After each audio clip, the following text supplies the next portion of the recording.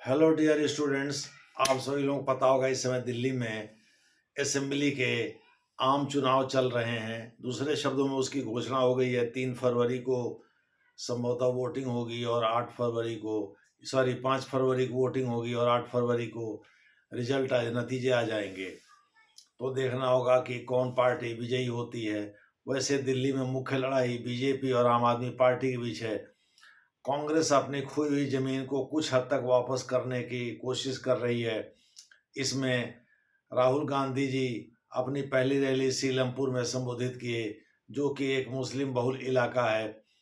आप सभी लोगों को पता होगा कि राहुल गांधी जी का जो की रणनीति है वह है भाजपा को किसी भी तरह से सत्ता से बेदखल करना। वो दो ही चीज से संभव हो सकता है। एक तो परंपरागत रूप से मुस्लिम और शेड्यूल कास्ट, अनुसूचित जाति और ब्राह्मण का वोट उनके पास आ जाए, और दूसरा कि बीजेपी की गलतियों को उजागर करके वो बीजेपी को बदनाम करें, ताकि लोगों में जो बीजेपी के प्रति अनुराग है वो कम हो जाए। इसीलिए वो मना रहे होंगे कि नरेंद्र मोदी कब रिटायरमेंट लेंगे, कब राजनीति के नेपथ्य में जाएंगे, कब उनका चांस बनेगा। चूंकि नरेंद्र मोदी लीडरशिप के आगे वो अपने को कमजोर या असहाय पा रहे हैं। अभी हाल में कोटला रोड पर उन्होंने 15 जनवरी को कांग्रेस के नए मुख्यालय का उद्घाटन किया था।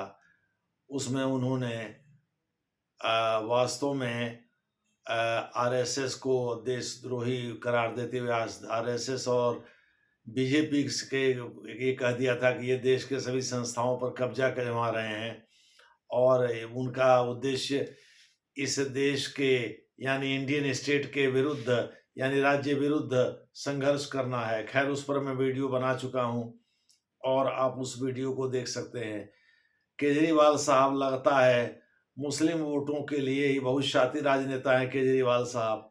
इसीलिए लगता है मुस्लिम वोटों के लिए उन्होंने बड़े खूबसूरत तरीके से रामायण की उल्टी पुल्टी व्याख्या कर दिया। उन्होंने ये कहा कि भाई ऐसा है कि रामायण में 2 गलतियां उन्होंने किया कि जब पंचवटी में सीता को लेकर के राम जी रुके हुए थे तो भोजन की तलाश में जंगल में गए थे, जबकि दुनिया को पता है कि वो सोने के हिरण के पीछे भागे थे उसको मारने के लिए, क्योंकि सीता जी की जिद थी। और दूसरा ये कि रावण सोने के हिरण बना था, जबकि सच्चाई है कि मारीच सोने का हिरण बना था और रावण जो है साधु का वेश धर के सीता जी को हर ले गया था। चूंकि सीता जी के जिद पर लक्ष्मण जी राम को ढूंढने गए थे। तीसरी भी गलती उन्होंने किया, उन्होंने ये कहा कि लक्ष्मण जी सोने के हिरण के पीछे भाग गए थे सीता जी के माता तो कहा उन्होंने, लेकिन उन्होंने जानबूझ करके गलती किया ताकि वो बीजेपी को रावण घोषित कर सकें। जबकि सच्चाई ये है कि लक्ष्मण जी गए जरूर थे कुटिया छोड़कर, लेकिन वो राम जी को ढूंढने गए थे।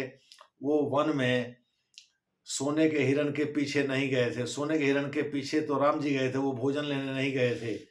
दूसरे शब्दों में केजरीवाल साहब को सब पता होगा। उन्होंने अपने जाति का भी कार्ड खेला कि मैं बनिया हूँ, मुझे कैलकुलेशन बहुत अच्छे तरह से आता है। यानी वो हर दांव आजमा रहे हैं कि दिल्ली में किसी तरह से बीजेपी को सत्ता में आने से रोका जाए। क्योंकि उनको पता है अगर बीजेपी सत्ता में एक बार दिल्ली में आ गई तो पंजाब में भी उनकी सरकार चली गई तो फिर वो कहीं के नहीं रह जाएंगे। दूसरे शब्दों में एक तो नेशनल पार्टी का टैग उनसे खत्म हो जाएगा, छिन जाएगा, क्योंकि दिल्ली हार जाएंगे तो भी इतनी सीटें तो पाई जाएंगे, इतना प्रतिशत वोट तो पाई जाएंगे कि वो नेशनल पार्टी का दर्जा उनका बना रहे। लेकिन अगर पंजाब हार गए तो नेशनल पार्टी का दर्जा भी छिनेगा और पार्टी भी खत्म हो जाएगी। ये उनको अच्छी तरह से पता है। इसी वजह से भाजपा पर प्रहार करने का वो कोई दांव नहीं चूकते। साथ ही वो मुस्लिम वोटों को साधने की भी कोशिश कर रहे हैं इनडायरेक्टली, ताकि किसी भी तरह से वो कांग्रेस की तरफ न जाने पाए। इसीलिए वो जानबूझ करके गलतियां कर रहे हैं। देखना है आगे इसका प्रभाव क्या होता है। धन्यवाद।